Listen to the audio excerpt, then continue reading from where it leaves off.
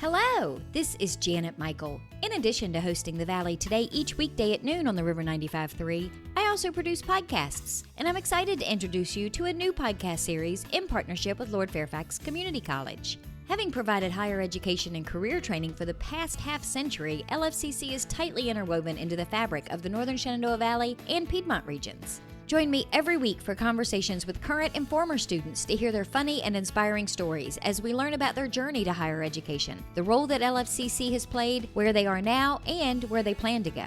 We'll also talk to current and former professors about their experiences and best memories of LFCC over the past 50 years. Get every single episode as they're released on our website at theriver953.com under the podcast tab, or you can subscribe for free in Apple Podcast, Google Podcast, on Spotify, Amazon Music, wherever you listen to podcasts. Just search for LFCC Stories.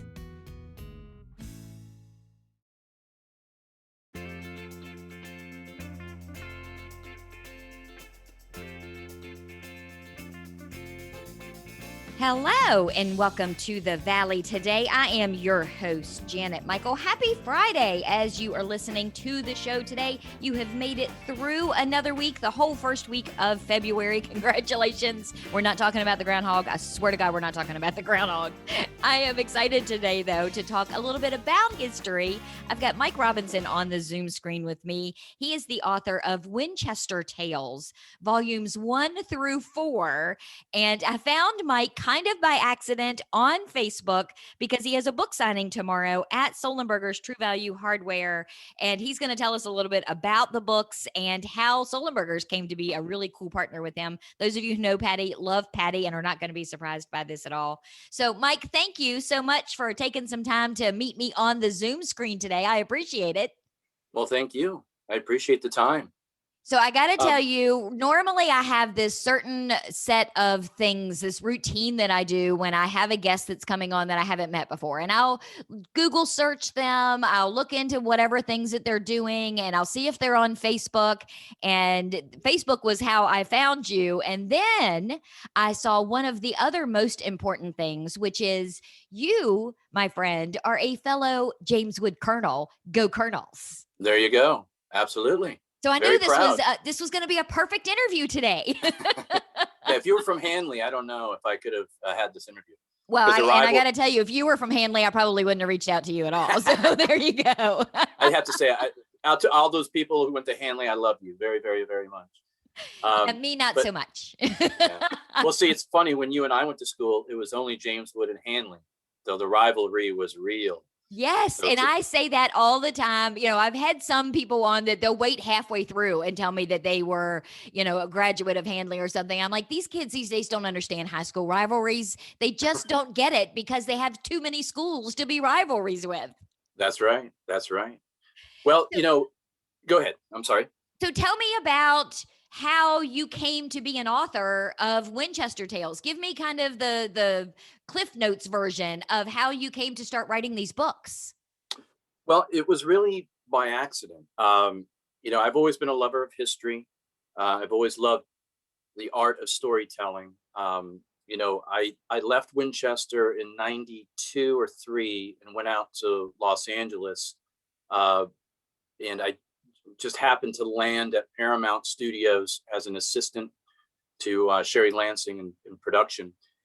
And I was tasked with just setting up pitch meetings. And over time, I just found that the storytelling is a very unique,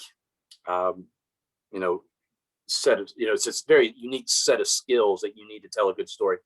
The ones that dragged on never got picked up. And the ones that were very short and sweet were the ones that got picked up. So I carried that with me. And when I came back to Winchester, I just started reading a lot of books about Winchester history, going to the places that my mom used to take me as a child. Then when the pandemic happened, actually back a little before that, in January of 2020, I had written a story on a Facebook page called If You've Lived in Winchester.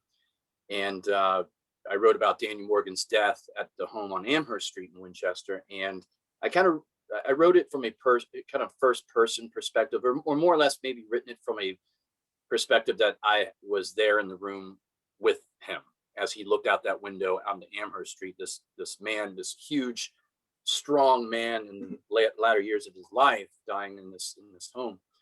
And it resonated with people so much that they sent me private messages saying, "Hey, you have to write more. This is great." I found that short and sweet and to the point was the way people want it, because social media has done one thing: it's shortened people's attention spans.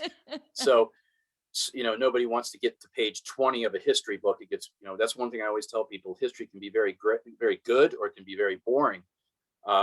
So I was writing short, sweet, to the point, and it was entertaining.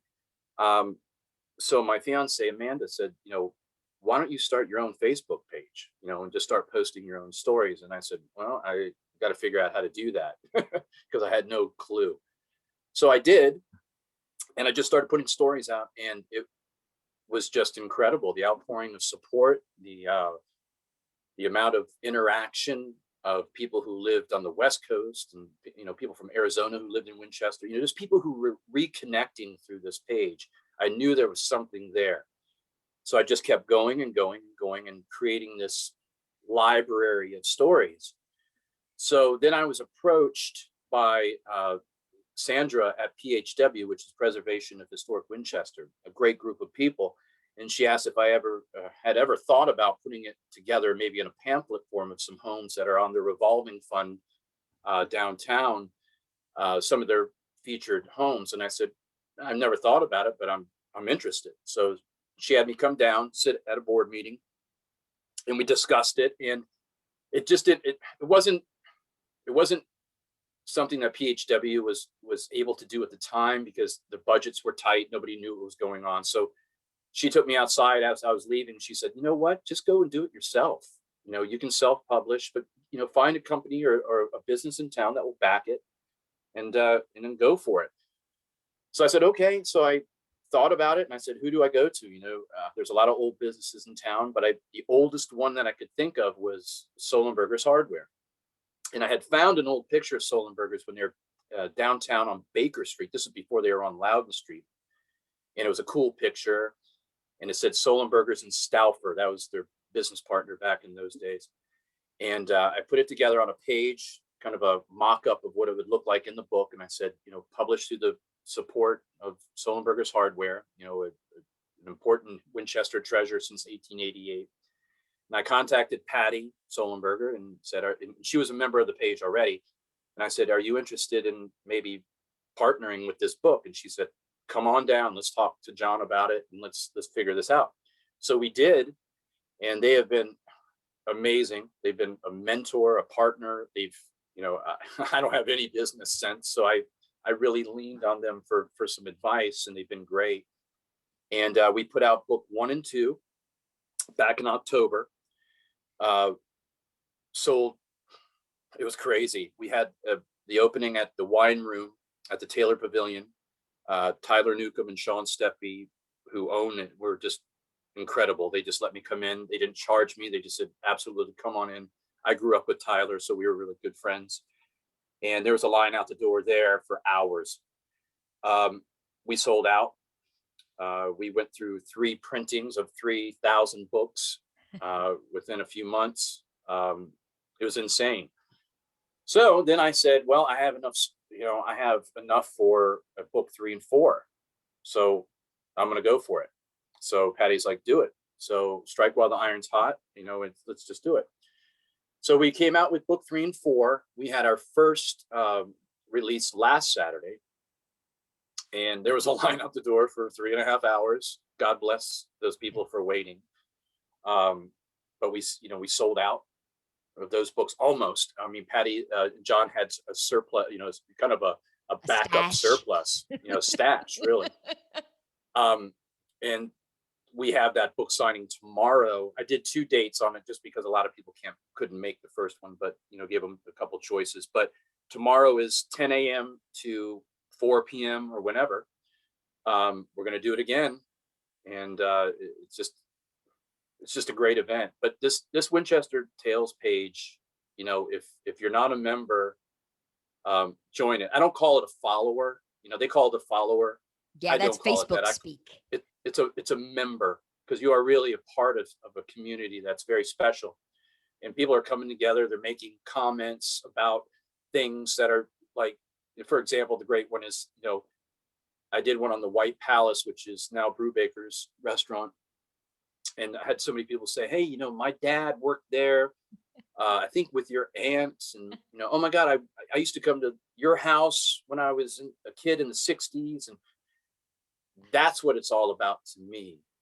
Is that I've always said that when I used to drive my son to daycare, and I would drive between the National Cemetery and Mount Hebron Cemetery. You've got that little, I always forget that road that goes down the middle too. But anyway, Is I that used Woodstock Lane or is that it, East Street? yeah, I think it could be Woodstock Lane, I think. But I just always thought about all those people in that cemetery. You know, they had their lifespan of I always say it. You had your genius, you had your comic, you had your beauty queen, you had your funny guy, you had the angry guy, you had the happy guy. All these people, they had lives. Now they're just they're in the cemetery, and I just wanted to honor them in some way by digging down and finding these stories about them, because I felt Winchester was more than just George Washington, Civil War, and Stonewall Jackson. There was so much more. And a lot of the stories, as you'll find, were people that just lived common lives but did extraordinary things. So that's what it's all about. And as long as I keep finding stories, I'll keep putting books out. But it's really the members of that Facebook page that are the true historians. They're the ones who are keeping it alive. And I'm only as good as the history that's already out there. I'm only as good as because the Garland Quarrels and the Kerchevals and the Cartmells and the Catherine Glass Greens and all the people who recorded all these things before me are truly the heroes, because without them we wouldn't know anything what happened around here. And also I'm indebted to the Hanley Archives and Becky Ebert and the folks down there, Sissy Scholl at Winchester Historical Society.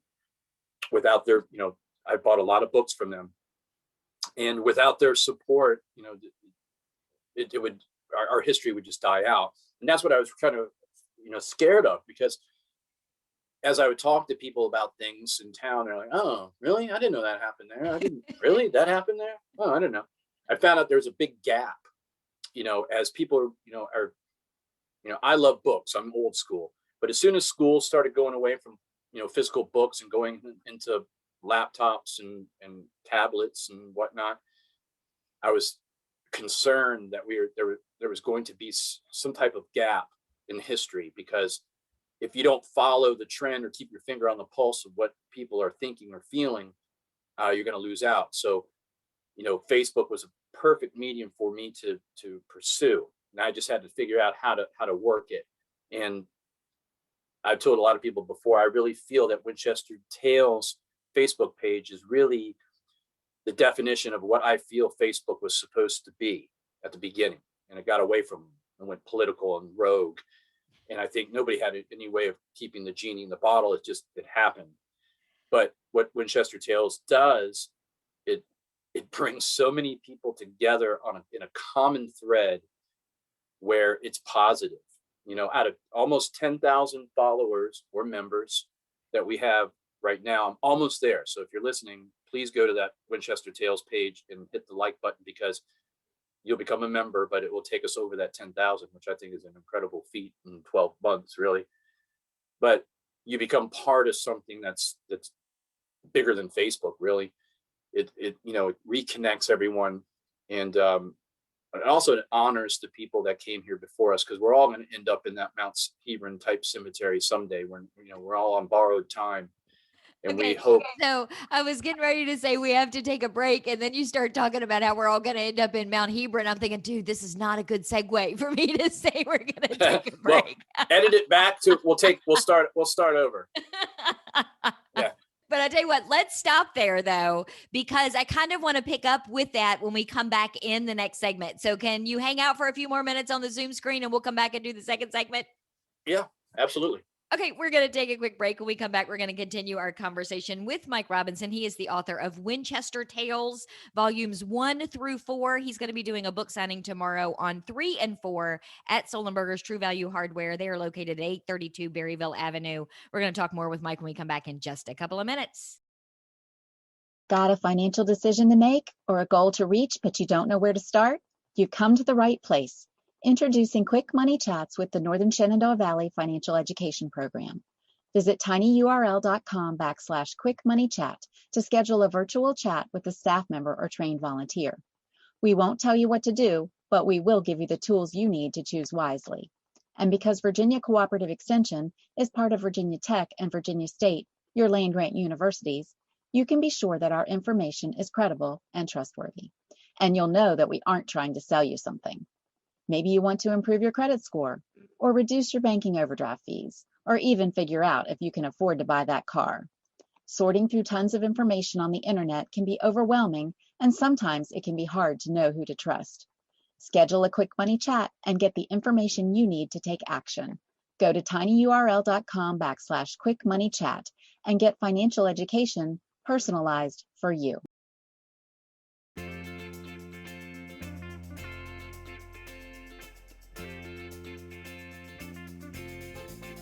Welcome back to the Valley today. I am your host, Janet Michael. Happy Friday as you are listening to the show today. We, of course, have pre-recorded our conversation on the Zoom screen. We are chatting with Mike Robinson. He is the author of Winchester Tales, volumes 1 through 4. He's got a book signing that's coming up tomorrow from 10 a.m. to 4 p.m. at Solenberger's True Value Hardware. They, of course, are located at 832 Berryville Avenue, and he's going to be signing books 3 and 4. Mike, when we went to break, you were talking about just the history and the unknown faces and names that you will see if you do a walk through Mount Hebron Cemetery. And I will say it's kind of interesting because next week, I believe, yes, next Wednesday, one of my radio shows, I'm talking to someone who is with Green Hill Cemetery in Luray. So it's kind of cool that we're bringing those two together. Yeah. But you were talking about books and how students learn. I think another piece of that is so many of us move away. I mean, I didn't go anywhere. I was born and raised in Winchester, but a lot of my classmates, when they graduated from James Wood, beat feet out of here to go live life out in the big world. When that happens, sometimes you do lose some of that history. Yeah. And I think modern times kind of pushes us to do that in a way.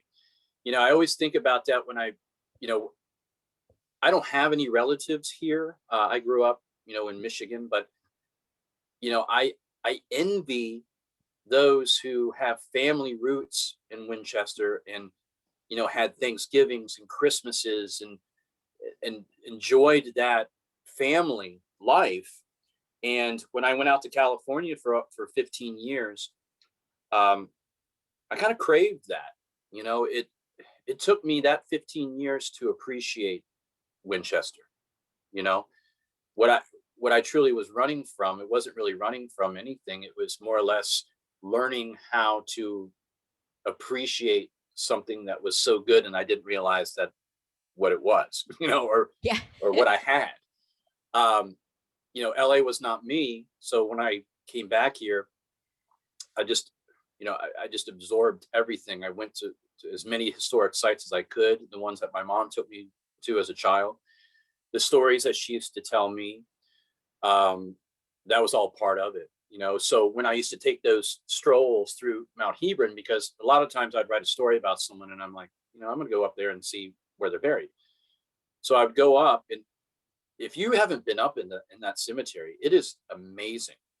There are some monuments up there that probably cost, back then, $20,000 or $30,000.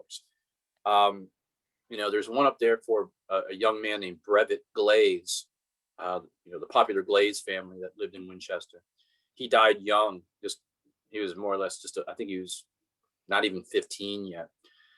But I mean, Mr. Glaze at that time was so distraught and had so much money.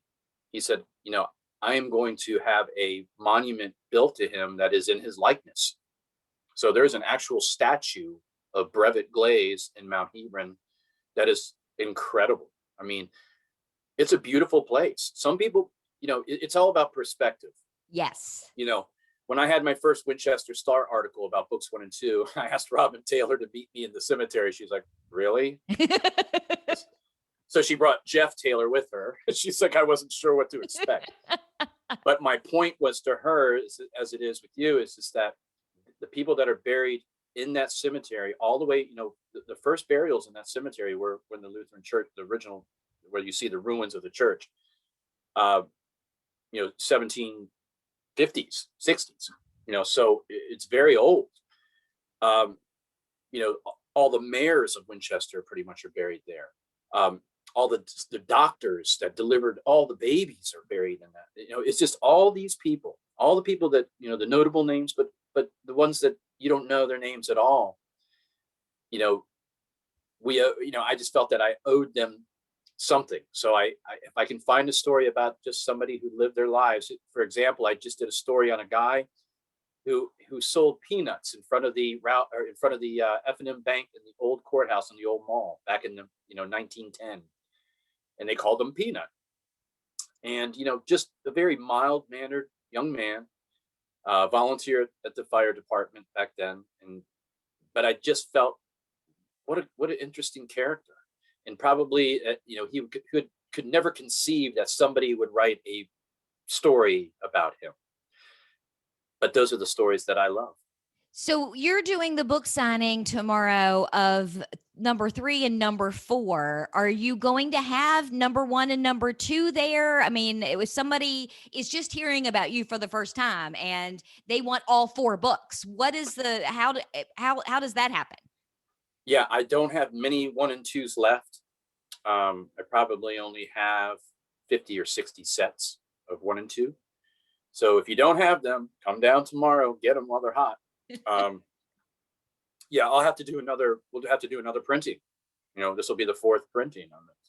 And what was already. that like? I mean, you mentioned earlier that this was not your thing. I mean, you had never published a book before. I mean, what was that self-publishing process like? Did you have to do research and find somebody that could do it and go through all of those steps? Yeah, I mean, I wanted to stay local. So, I did a little research and found out who did other books in town, and it was Winchester Printers. And I went over. Debbie over at Winchester Printers she walked me through the steps. She sent me the template for the book, and I just had to learn it and do it myself. So, there's a lot that goes into that. You have to make sure. And then I had to have it edited, and find people that would do it, because it's very time consuming. A really close friend of mine, Dr. Terry Butterfield, and his Cindy who are to me, they're geniuses, because I'm a history guy. I'm not an English major. So, I use a lot of dots instead of commas, and they were laughing at me. They said, a comma does the same thing, right? But I use dashes. I put a lot of dashes and stuff instead, or dots. Yeah, I don't know what it is about the comma. I always forget about it when I'm writing something. Dramatic pause is very important to me.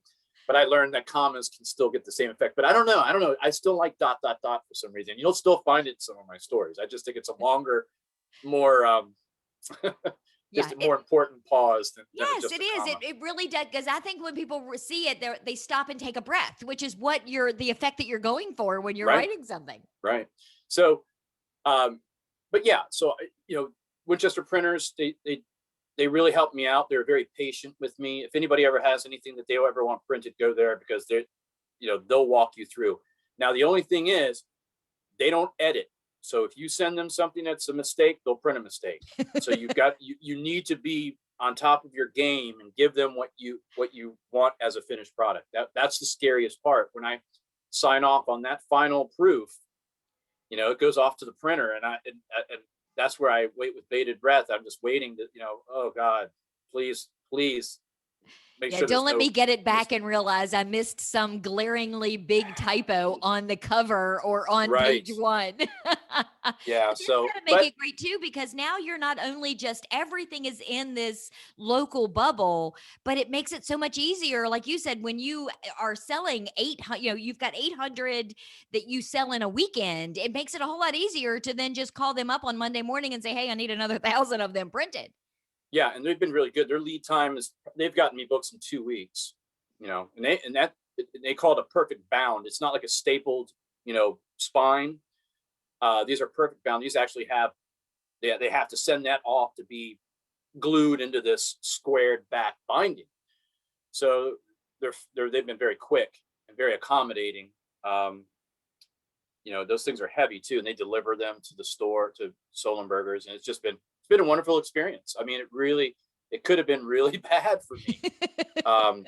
But everyone has been very accommodating to me and very patient with me. And it's just been such a pleasant experience all the way around. You mentioned in the first segment that, you've done 1 and 2, you did 3 and 4, that you probably have 5 and 6, 7 and 8. I mean, do you see yourself in the next, 5 to 10 years getting yourself up to like volume 43? Maybe, it's like writer's block of somebody who's writing fiction.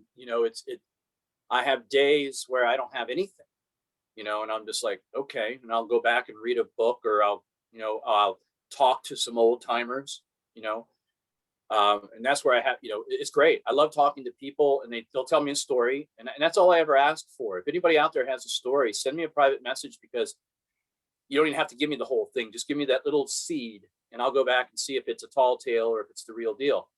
And then I'll expand on that story, because a lot of times when I'm actually looking for a story and find it, I'll find 2 or 3 stories within that one story.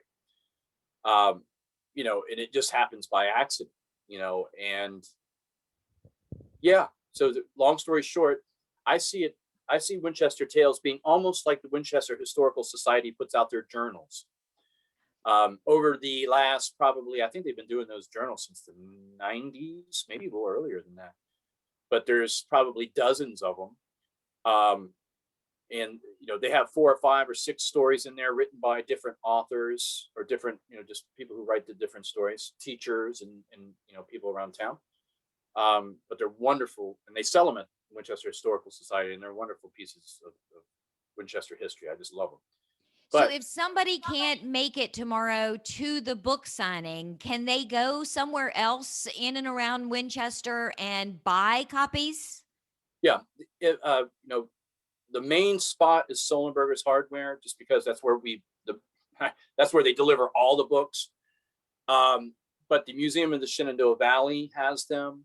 The book gallery on the old mall is probably the best place to get it downtown. Also, Eugene Smith's gallery. Eugene Smith and Marilyn at the gallery have been wonderful. They've been very kind and given me permission to use all the artwork on the front and back of all the books are all Eugene Smith's original watercolor type, historical paintings that I love. I don't think anybody, captures Winchester's buildings and history than Eugene Smith. I mean, it's just incredible. But yeah, where else? Cave and Bridge Public Library. Nancy Mead can help you out over there. They have them for sale. The Royal Oak Bookstore down in Front Royal. Now that I've expanded these stories out to Warren County and to Clark County, I'm starting to send the books out further, south and west. So, but yeah, I don't sell them. If you are out of town, far enough away where it's not convenient for you to get them, you can email John Solenberger at John T. Soul Jr. at AOL.com. I always make fun of him that he still has an AOL account. I think he might be the only one in the United States. But yeah, so JOHNTSOLJR at AOL.com. If you send him an email, tell him what you need. He'll put a little bit of shipping on it. I think it's like $5 shipping, and he'll ship it anywhere in the continental United States.